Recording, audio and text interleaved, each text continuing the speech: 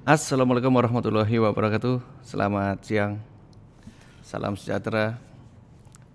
Selamat berjumpa kembali dengan saya di Hukum Bisnis. Oke, menyambung dari pertemuan sebelumnya, di mana kita sudah belajar tentang apa itu hukum dan apa itu bisnis. Ya, dan kita juga sudah bisa mempertautkan apa sih yang dimaksud dengan hukum bisnis. Sekali lagi jangan lupa hukum bisnis adalah seperangkat aturan atau kaidah atau norma-norma ya yang digunakan untuk mengatur pergaulan bisnis di antara para individu ataupun para organisasi-organisasi bisnis. Yang pada prinsipnya hukum itu adalah untuk memastikan bahwa masing-masing pihak ini memperoleh suatu hak dan kewajibannya, adil bagi para pihaknya, dan sudah pasti memperoleh suatu manfaat dari kegiatan bisnisnya. Oke, kita akan lebih lanjut masuk tentang inti dari hukum bisnis itu sendiri. Nah, di pertemuan kali ini kita akan banyak membicarakan tentang apa itu hukum perjanjian, ya. Kita sering kali dengar istilah perikatan, perjanjian ataupun kontrak gitu ya. Saya yakin di antara kalian pasti yang sudah pernah menjalankan suatu bisnis gitu ya, atau sudah bekerja, sudah tidak asing lagi dengan istilah perjanjian kerja atau kontrak kerjasama dan seterusnya ya. Pada prinsipnya semua itu bersumber dari yang namanya hukum perjanjian. Ingat sekali lagi bahwa hukum bisnis itu pada dasarnya digunakan untuk mengatur suatu kegiatan bisnis ya, di mana selalu ada pertukaran barang dan atau jasa untuk memperoleh keuntungan ekonomis tertentu ya. Nah, setiap orang pasti punya motif ingin untung. Tetapi di dalam menjalankan suatu bisnis jangan sampai ada yang dirugikan. Nah, bagaimana untung dan rugi ini disepakati supaya tidak saling merugikan gitu ya, hanya menguntungkan salah satu pihak dan merugikan di pihak yang lain, maka perlu yang namanya kesepakatan atau perlu yang namanya kesesuaian kehendak. Yang mana kesesuaian kehendak itu diwadahi dalam sebuah perjanjian. Oke. Nah, Anda bisa lihat di slide ini bahwa pada dasarnya hukum kita mengatur bahwa perikatan gitu ya bisa bersumber dari dua hal. Pertama, perikatan yang bersumber dari persetujuan. Dan yang kedua, perikatan juga bisa lahir karena adanya suatu undang-undang. Nah, perbedaannya ada pada masalah lahirnya perikatan tadi ya. Kalau persetujuan bisa jadi Anda menyetujui suatu perjanjian yang tidak diatur di dalam undang-undang. Misalkan berkaitan dengan model kerjasama bisnis franchise ya, Anda tidak akan temukan itu di Kitab Undang-Undang Hukum Perdata. Karena pada saat Kitab Undang-Undang Hukum Perdata itu dibuat atau dikodifikasi, masih belum dikenal model bisnis yang seperti itu. Sehingga ketika Anda hari ini mengenal suatu model bisnis franchise, nah, Anda bisa melakukan suatu kerjasama atau melakukan suatu perjanjian yang ketentuan-ketentuannya dibuat sendiri oleh mereka-mereka yang saling mengikatkan diri, yaitu ada franchisor dan franchisee. Ada yang pihak yang mempunyai suatu keahlian atau mempunyai suatu model bisnis yang ditawarkan, dan pihak lain yang membeli izin gitu ya untuk mengedarluaskan model bisnis yang ditawarkan tadi. Nah, barangkali itu merupakan salah satu contoh perikatan yang lahir dari persetujuan. Di sisi yang lain, perikatan bisa lahir karena undang-undang ya. Kita bisa temukan ketentuan-ketentuan terkait model bisnis tertentu di Kitab Undang-Undang Hukum Perdata seperti jual beli, sewa menyewa, ya. Kemudian di sana juga kalau misalkan kita pinjam meminjam, kemudian model bisnis asuransi, ya, dan seterusnya, kita bisa temukan itu di undang-undang. Sehingga ketika kita melakukan suatu akad jual beli, kita bisa merujuk kepada ketentuan yang ada di dalam Kitab Undang-Undang Hukum Perdata. Nah, lebih lanjut,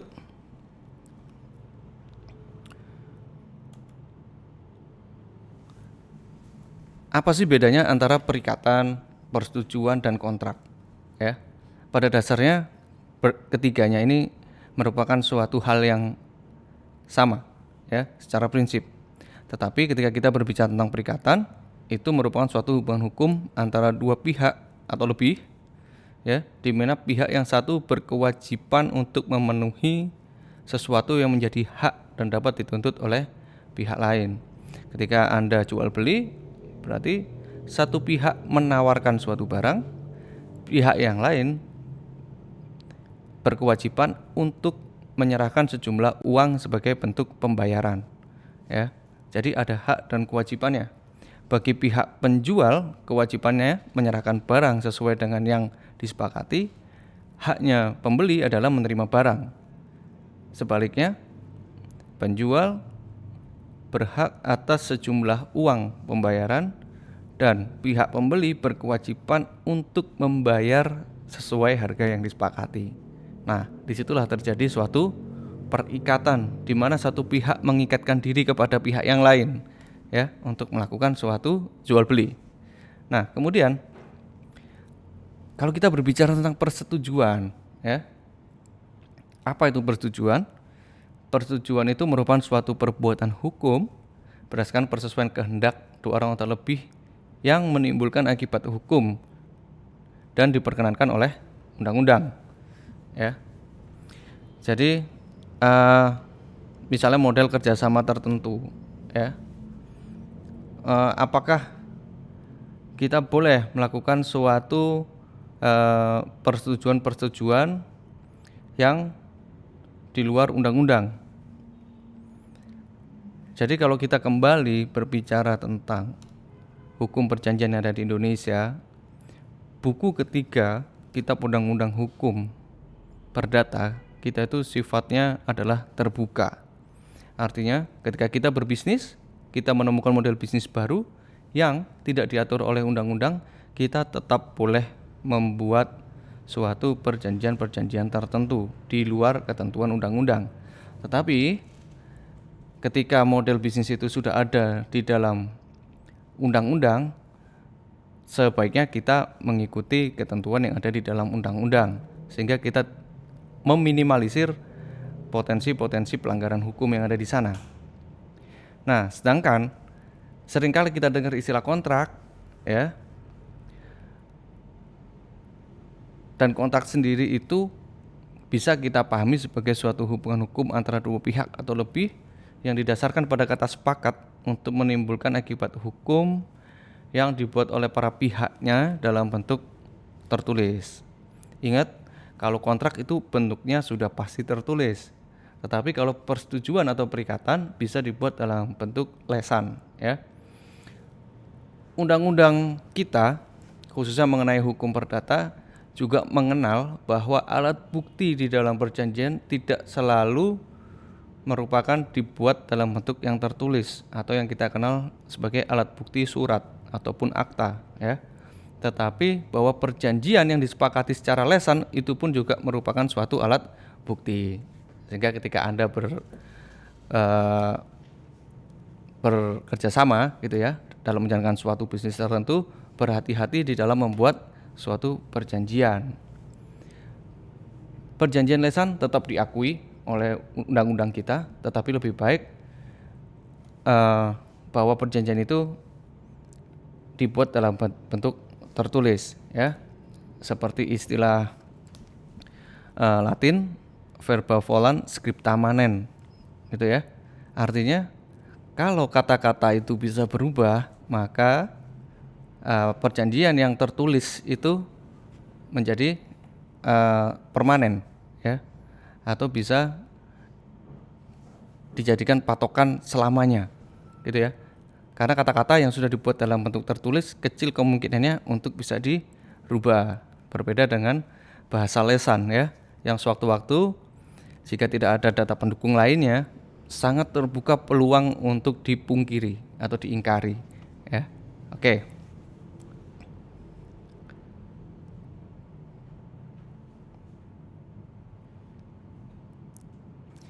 Pada dasarnya persetujuan itu dibuat dengan suatu tujuan, ya. Satu, di mana tujuannya adalah sudah pasti itu untuk mengakibatkan suatu perjanjian. Dua, biasanya persetujuan itu juga mengatur mengenai pembuktian. Bagaimana jika terjadi perselisihan, ya? Apakah alat bukti itu bisa dijadikan suatu apakah surat itu atau perjanjian itu bisa dijadikan suatu alat bukti di persidangan. Ketiga, bahwa persetujuan itu dibuat untuk menghapuskan keraguan-raguan, gitu ya, baik di antara para pihak mengenai hal-hal tertentu yang bisa jadi sifatnya masih debatable, ya. Selanjutnya, berkaitan dengan bisnis, umumnya akan terjadi suatu penyerahan, baik itu jasa ataupun barang, ya. Sehingga bagaimana mekanisme barang itu diserahkan biasanya itu akan diatur dalam suatu perjanjian. Dan persetujuan atau perjanjian itu biasanya dipakai rujukan untuk mendirikan suatu badan baru. Misalkan seperti ini. Ketika Anda ingin membuat suatu badan usaha, baik itu bentuknya misalkan firma, CV ataupun PT, pada dasarnya itu melibatkan kepentingan lebih dari satu individu, ya. Ketika Anda ingin mendirikan suatu perseroan terbatas, biasanya itu harus didahului dengan suatu perjanjian yang disebut dengan akta pendirian, ya, di mana akta pendirian ini berisi tentang kesepakatan-kesepakatan yang dibuat oleh para pendirinya berkaitan dengan nama PT-nya, bagaimana jangka waktunya, apakah dibuat untuk jangka waktu tertentu atau untuk jangka waktu yang tidak terbatas. Kemudian berapa modal dasarnya, ya, didirikan dengan modal berapa PT ini, berapa yang disetor, berapa yang nantinya akan ditempatkan, gitu ya. Ini kan perlu suatu kesepakatan bersama di antara para pendiri, termasuk di dalamnya siapa yang akan menjadi direkturnya, siapa yang akan menjadi komisarisnya, bagaimana hak dan kewajiban masing-masing baik direktur ataupun komisaris ini, kemudian bagaimana mekanisme pembagian keuntungannya atau dividen dan seterusnya. Itu semuanya diatur di dalam suatu perjanjian yang kita kenal dengan namanya akta pendirian. Nah, dari sini kita bisa belajar, ya, tentang apa sih pada umumnya isi dari perjanjian itu. Nah, sekarang berbicara hal yang paling penting dari perjanjian, gitu ya, bahwa perjanjian itu seringkali menjadi dipertanyakan mengenai keabsahannya, ya. Ketika kita berbisnis, seringkali orang akan bertanya, ya, apakah perjanjian yang kita buat ini sudah bisa dikatakan sah atau tidak? Ketika perjanjian yang tidak sah, apa yang akan terjadi? Akibat hukum apa yang bisa timbul karena tidak sahnya suatu perjanjian ini? Ini menjadi poin penting di dalam dunia hukum, ya. Karena berangkat dari sinilah kita akan bisa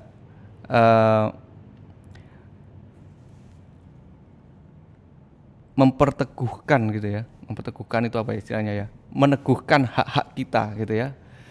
Dan bagaimana kita juga bisa menuntut kewajiban-kewajiban dari lawan bisnis kita. Oke, pertama, di dalam suatu perjanjian selalu terdapat dua hal yang kita kenal, satu sebagai syarat subjektif, ya. Hal yang lain kita kenal dengan namanya syarat objektif. Ingat sekali lagi, ada syarat subjektif dan objektif. Sederhananya, Ketika kita bicara tentang subjek, itu berarti kita berbicara tentang orangnya, ya. Dan kalau kita berbicara tentang syarat objektif, berarti kita sedang berbicara tentang objek dari perjanjiannya.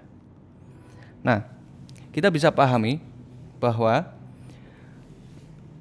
suatu perjanjian dikatakan sah gitu ya, jika terpenuhi syarat subjektifnya.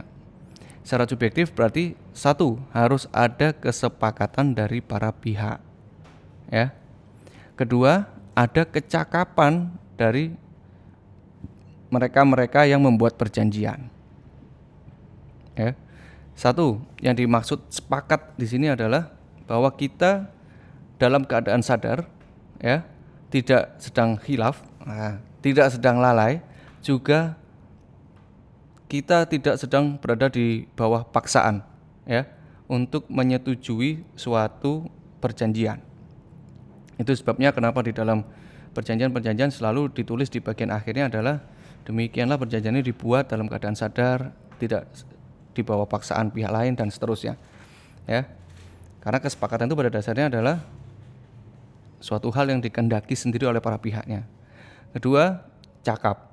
Cakap itu berarti bahwa orang-orang yang membuat perjanjian ini adalah orang-orang yang sudah dikatakan dewasa untuk melakukan perbuatan hukum, tidak sedang terhalang haknya untuk melakukan suatu perbuatan hukum. Misalnya orang tersebut mengalami retardasi mental atau secara mental dia tidak cukup sehat untuk melakukan suatu perbuatan hukum, atau oleh pengadilan tidak ditetapkan sebagai pihak yang sedang dipailitkan atau dicabut hak-hak keperdataannya. Nah, seperti itu, ya. Selanjutnya mengenai syarat objektifnya, yaitu adanya suatu hal tertentu atau objek perjanjiannya. Misalnya jual beli, apa sih yang sedang dijual belikan? Misalkan tanah dan atau bangunan berupa perumahan, gitu ya. Atau misalkan objek yang diperjualbelikan bisa berupa jasa, tidak melulu suatu barang, ya. Misalkan pendapat profesional dari seorang pengacara seperti tadi dan seterusnya. Kedua, adanya suatu sebab yang halal. Nah, ini yang paling penting ya.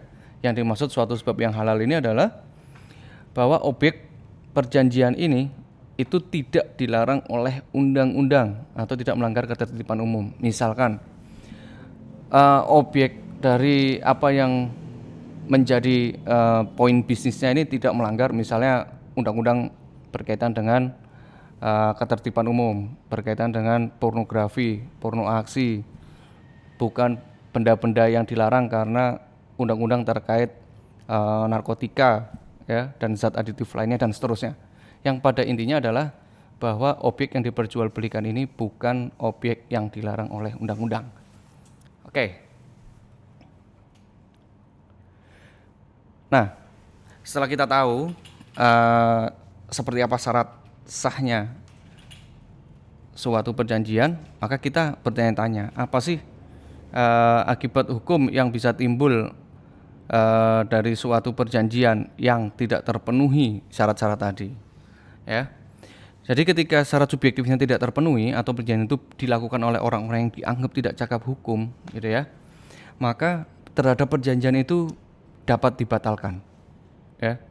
Ingat kata-katanya adalah dapat dibatalkan, bukan terjadi secara otomatis kemudian perjanjian itu menjadi batal, tidak. Tetapi harus didahului dengan suatu proses yang namanya pengajuan gugatan untuk membatalkan perjanjian itu. Ya, ketika kemudian setelah melalui serangkaian proses di persidangan, hakim ketuk palu, hukum yang mungkin bisa dikenakan kepada kita karena perjanjian ini. Oke, sampai di sini mudah-mudahan bisa dipahami.